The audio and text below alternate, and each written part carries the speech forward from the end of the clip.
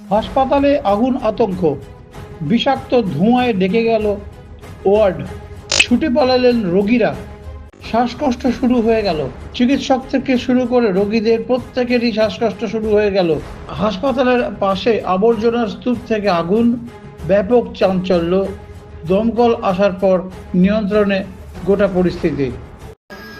কিভাবে লাগলো আগুনটা? ওখানে পুরা জ্বলাচ্ছিল, নোংরা আবর্জনা। জ্বলাচ্ছিল, অনেক ধোয়া করছিল, কাশি আসছিল, প্রচুর গন্ধ করছিল, ঢাকা ছিল না এটা, আমি সব বাইরে তারপরে যে পাইপ এনে ওখানে সব আগুন টাগুন মিশালো, তারপর ধোয়াটা একটু ঘটলো, তারপর সবাই এখানে ছিল, অনেক গন্ধ করছিল। বলছি ছোট ছোট বাচ্চা ছিল তো আপনার সঙ্গে? মা ছিল, বাচ্চা এখানে চলে গেছিলাম বাইরে থেকে তারপরে এখন ওখান থেকে মনে করেছিলাম ওখানে 1-1.5 ঘন্টা মতো, তবে এখন আর দেখি সব ধোয়া মিশে গেছে, মানে আজীব জ্বালাচ্ছিল, বন্ধ লাগছিল, দমটা বন্ধ হয়ে তারপরে চলে গেছিলাম। করে আমরা ডিউটি অবস্থায় ধোঁয়া দেখতে পাই, এখন ছড়িয়ে গেছে ওয়ার্ডে। সেই মুহূর্তে আমি ও কর্তব্যরত যারা আমাদের সিস্টার দিদিরা রয়েছেন, দাদারা রয়েছেন, সবাই মিলে পেশেন্টকে ইভ্যাকুয়েট করার জন্য লেগে পড়ি। তো একটা মাকে বের করতে গিয়ে আমি নিজেই স্বস্তি বোধ হচ্ছে। শ্বাসকষ্ট হচ্ছে আপনাদেরও? এই মুহূর্তে শ্বাসকষ্ট হয়েছে, কারণ ধোঁয়ায় ভরে গেছিলো। তো এখন পরিস্থিতি কিছুটা নিয়ন্ত্রণে আছে, সব কোনো পেশেন্টের কোনো ক্ষতি হয়নি, সবাইকেই ভালোভাবে। আগুনটা কোথায় লেগেছিল? আগুন ওয়ার্ডের পিছনে কোথাও একটা লেগেছিল, আমরা ধোঁয়াই দেখতে পেয়েছি চারিদিকে, এর বেশি কিছুই দেখতে পাইনি। কি হয়েছিল? হসপিটালের পেছন দিকে আমাদের ওই বায়োমেডিক্যাল ওয়েস্টেজের রুম রয়েছে, যে রুমটার মধ্যে আমাদের হয়তো হসপিটালে যে সমস্ত গার্বেজগুলো হচ্ছে, ঠিক আছে, বিভিন্ন ডিপার্টমেন্ট থেকে বিভিন্ন জায়গা থেকে সেগুলো রাখা হয়। আমাদের নির্দিষ্ট সময়ে আমাদের গাড়ি, যারা বায়োমেডিক্যাল ওয়েস্ট ম্যানেজমেন্টের জন্য যারা আসেন এন্টাইটেলড, তারা গাড়ি নিয়ে আসেন এবং সেগুলো কালেকশন করে তারা এখান থেকে নিয়ে চলে যান। তারপরেও কিছু হয়তো গার্বেজ হয়তো স্টক হয়ে যায় বা কি জমে থেকে যায় কখনো কখনো অল্প স্বল্প।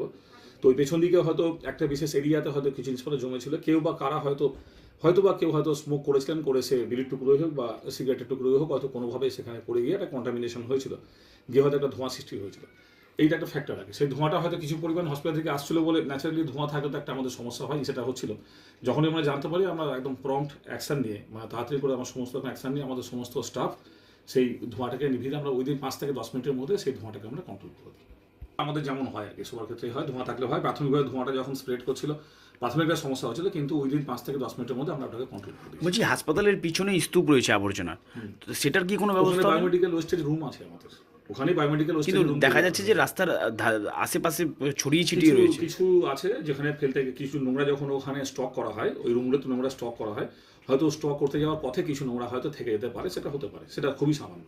ম্যাক্সিমাম নোংরাটাই হয়তো ওই আপনার বায়োমেডিক্যাল ওয়েস্ট রুমে রাখা হয় এবং সেখান থেকে যে কোম্পানি আমাদের সঙ্গে এন্টাইটেল আছে সেই নোংরাগুলো কালেকশন করার জন্য, তারা নির্দিষ্ট টাইমে এসে সেই নোংরাগুলো কালেকশন করে নিয়ে চলে যায়। কিন্তু সেখানে দেখা যাচ্ছে যে পাশে একটা রাস্তা রয়েছে, সেই রাস্তার ধারেও কিন্তু সিরিঞ্জ পড়ে থাকতে দেখা যাচ্ছে, আরও বিভিন্ন সেটা হওয়ার কথা না, সেটা আমরা দেখে নিচ্ছি ওটা কী ব্যাপার আছে। আর এটাও ঠিক যে ওই আপনার ওই বায়োমেডিক্যাল ওয়েস্ট রুম আমাদের লক রয়েছে, যদি আমরা লক করে রাখি ওটা, তারপরেও যদি কোনো জায়গায় কোনো ক্ষেত্রে এদিক ওদিক হয়, তাহলে সেক্ষেত্রে অনেক সময় কুকুর বা বিড়াল কখনো কখনো কিছু কিছু নোংরা মুখে করে এদিক ওদিক ছড়িয়ে দেয়, সেটাও একটা কারণ বটে।